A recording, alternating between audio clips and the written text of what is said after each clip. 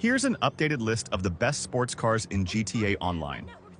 This might be the last one for GTA 5 before the next GTA comes out. We've come a long way, there's a lot of really good cars, and honestly the sports class is absolutely stacked. There's a lot of sports cars on this list that are way better than a lot of supercars even. So let's get straight into it. Beginning with the Stinger TT, we're going to go from the least best to the best of the best. It has the longest full name out of any car on this list. It's the Gradiatali GTO Stinger TT. Being HSW upgradable, it holds one of the fastest top speeds in the game. But as you can see in the gameplay, it does drift a good amount. It's one of those more slippery fast cars that are a bit tougher to control. So I'd say probably for more experienced players that can actually handle tougher cars like this one, it's definitely not easy like some other ones on this list. The main highlight of it is definitely the top speed with it. In a race with a lot of turns and specifically a lot of sharp turns, you definitely don't want to use this vehicle on top of a $2.4 million price tag in the first place. That is a lot of money. Getting a fully upgraded Stinger TT is probably going to run you about $4 million, but it's worth noting this is one of the very few vehicles in the game that are both Imanitech upgradable and HSW upgradable. It's a great vehicle to use, especially in free roam because it's super fast, and on top of that you can put the missile lock on jammer, so you're way safer around the street. Very solid sports car, definitely in the top 10 best in the game. Then we have the Paragon S, which is a pretty different vehicle from the Stinger TT. For one thing, it has way better traction, way better handling in general. Not as fast of a top speed as the Stinger TT, for example, but personally I prefer vehicles with better handling with a tiny bit slower top speed, like the Paragon S. It's super easy to use. It's got the active spoiler on the back of it, so when you stop the vehicle, it goes down, but then when you start accelerating, it goes up again. That's a pretty unique touch. On top of that, the stock wheels are wheels that you cannot find in any Los Santos customs, and I actually managed to color these wheels, making them look even cooler. So honestly, really love cars that have unique stock wheels like this. This Paragon S is also Imanitech upgradable, plus it's got the armor plating option, so it takes a couple missiles to blow it up, plus no one can lock onto you. So a fantastic vehicle to use in free roam as well. Some pretty cool grille options with either the paint job or some chrome touches. My favorite part about the vehicle is definitely the livery. I went for a pretty simple one. Tons of different categories to customize, including 25 different spoiler options. There's so much to customize. I absolutely love it. One of the most customizable sports cars in the entire game. Really recommend the Paragon S. Anyway, let's move on to the next one. One of the most unique looking sports cars in the game is hands down the Panhard Lockerus with some crazy acceleration to it and some really good traction as well. It does lack a little bit in top speed given that it's an electric vehicle.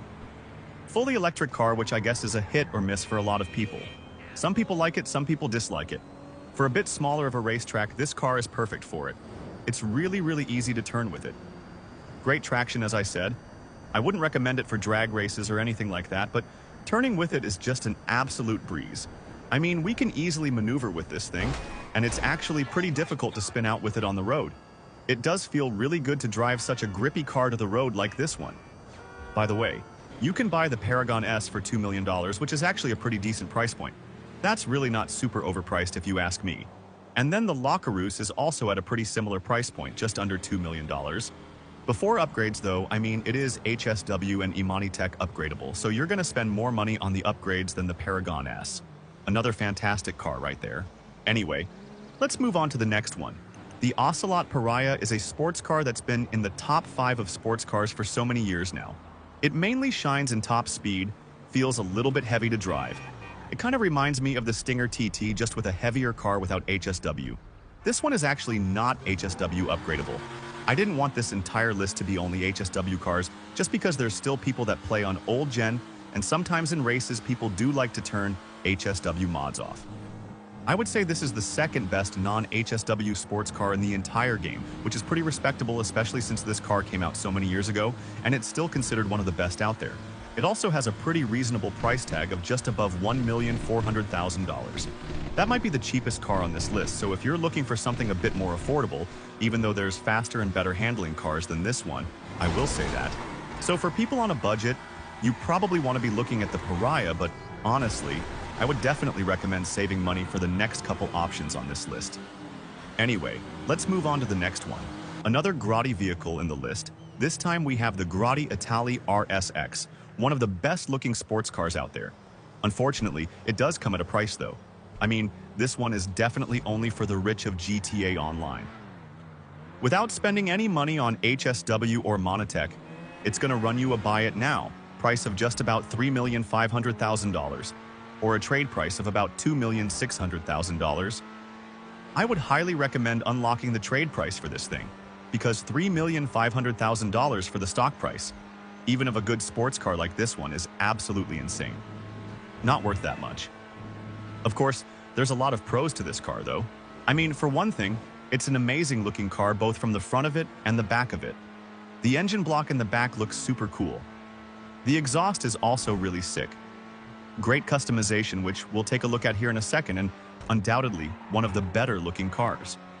On top of that, it's a great all-arounder vehicle with pretty decent handling. Not the best of the best, but much better than something like the Stinger TT or the Pariah, if you ask me. On top of great acceleration and some great top speed too. The exhaust in the middle is honestly such a cool one. I personally like the triple exhaust the best. Some white on there. Let's move on to another vehicle which is going to be the best non-HSW car in the game. Or best non-HSW sports car, I gotta say. It's actually another Grotti vehicle. This time we have the Grotti Italy GTO, not the Italy GTO Stinger TT. This is actually, I guess you can say, the little brother version of the Stinger TT. That's right. You better take a picture of this beautiful looking car. It's technically the Stinger TT's little brother because it's non-HSW upgradable, and it does have a little slower of a top speed. But that does make sense with a non-HSW car. Although that doesn't necessarily mean it's a less good car than the Stinger TT. It doesn't have any HSW upgrades. It doesn't even have a Monotech, I don't think. This is mainly compared to the Ocelot Pariah. But personally, I prefer this one much more just because it has much better handling and a tiny bit slower top speed than the Pariah. Which I think is fine because most races have a lot of turns. Really fun to drive this around. It has some amazing traction. You're not going to be spinning out with this thing too often. And this might be a hot take, but honestly, I think the Italy GTO is as good, if not a better looking car than the Italy RSX. And yes, from my experience, this does have better handling than the RSX. For so long, this was my go-to sports car for racing. Now we have some HSW cars that have way better top speed. So this can't really compete with those. For old gen specifically, this is the best sports car out there. It's got a pretty reasonable price tag coming in at just under $2 million. Way cheaper and more worth the money than the Italy RSX, if you ask me. One of the two kings of the sports class is the Niobe HSW, relatively new car in GTA Online that automatically became a fan favorite in the community because of how good it looks and how good it performs. It is pretty close to perfect when it comes to handling.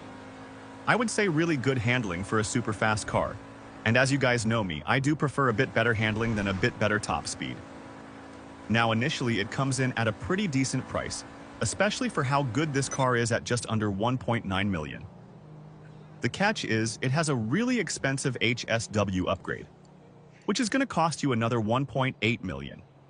Meaning if you want to get a fully upgraded HSW Niobe, it's going to run you about $4 million. Despite this crazy price tag, I do think it's one of the best all-arounder cars you can get in this game. So it might just be worth it, even though it's very comparable with another car we're going to have here. That has the fastest top speed amongst all land vehicles in the entire game. That is the HSW Banshee GTS, one of the newest vehicles we have. Has a ridiculously fast top speed, and I think the Niobe and the Banshee GTS kind of go head-to-head. They're pretty much the most comparable fast HSW sports cars we have in the game. I would say these are the two top dogs when it comes to top speed. And just performance in general. Now the differences in performance are pretty minor, but the thing with the Banshee GTS is it has a bit better top speed, but less good handling than the Niobe. So it's really up to personal preference which one you prefer. Either more top speed or better handling.